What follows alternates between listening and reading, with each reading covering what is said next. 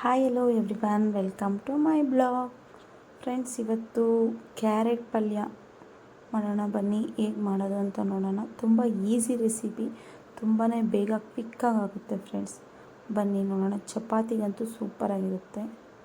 ನೋಡಿ, ನಾನು ಚಿಕ್ಕದೊಂದು 5 ಕ್ಯಾರೆಟು, ಒಂದು 3 ಈರುಳ್ಳಿ ತೊಗೊಂಡಿದ್ದೀನಿ. ಕ್ಯಾರೆಟ್ ತುರ್ಕೊಬೇಕು ಫಸ್ಟು ನೀಟಾಗಿ, ಮತ್ತು ಈರುಳ್ಳಿ ಸಣ್ಣ ಸಣ್ಣದಾಗಿ ಹಚ್ಕೊಂಡು ಒಗ್ಗರಣೆಗೆ ಏನೇನು ಬೇಕು ಅಂತ ಹೇಳ್ತೀನಿ. ಎಣ್ಣೆ, ಸಾಸಿವೆ, ಹಸಿಮೆಣಸಿನ್ಕಾಯಿ, ಕರಿಬೇವಿನ ಸೊಪ್ಪು, ಕಡಲೆಬೇಳೆ, ರುಚಿಗೆ ತಕ್ಕಷ್ಟು ಉಪ್ಪು, ತುರಿದಿರೋ ಕ್ಯಾರೆಟು ಮತ್ತು ಕಟ್ ಮಾಡಿರೋ ಈರುಳ್ಳಿ. ಒಂದು ಬಾಣಲಿ ಇಟ್ಕೊಂಡು ಬಾಣಲಿ ಕಾದಿದಾದ್ಮೇಲೆ ಅದಕ್ಕೆ ಎಣ್ಣೆ ಹಾಕ್ಕೊಂಡು ಸ್ವಲ್ಪ ಸಾಸಿವೆ ಹಾಕ್ಕೊಬೇಕು. ಆಮೇಲೆ ಕಡಲೆಬೇಳೆ ಹಾಕ್ಕೋಬೇಕು.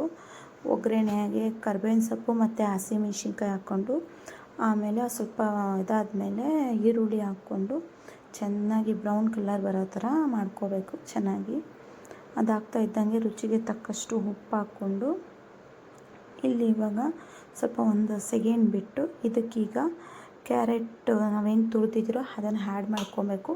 ಇಲ್ಲಿ ನೀರೇನು ಹಾಕೋಂಗಿಲ್ಲ ಫ್ರೆಂಡ್ಸ್. ಎಣ್ಣೆ ಸ್ವಲ್ಪ ಜಾಸ್ತಿ ಹಾಕ್ಕೊಂಡು ಎಣ್ಣೆಯಲ್ಲೇ ಮಾಡಬೇಕು. ಇದನ್ನು ತುಂಬ ಚೆನ್ನಾಗಿ ಬರುತ್ತೆ, ಟೇಸ್ಟಿಯಾಗಿರುತ್ತೆ.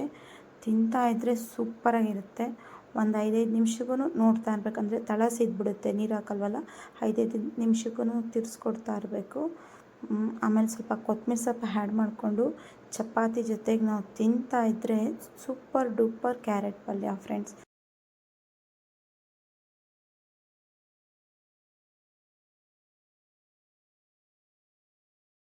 Thank you so much for watching my YouTube channel. My YouTube ಚಾನಲ್ನ ಲೈಕ್ ಮಾಡಿ, ಶೇರ್ ಮಾಡಿ, ಕಮೆಂಟ್ ಮಾಡಿ, ಸಬ್ಸ್ಕ್ರೈಬ್ ಮಾಡಿ. Thank you so much. Love you all.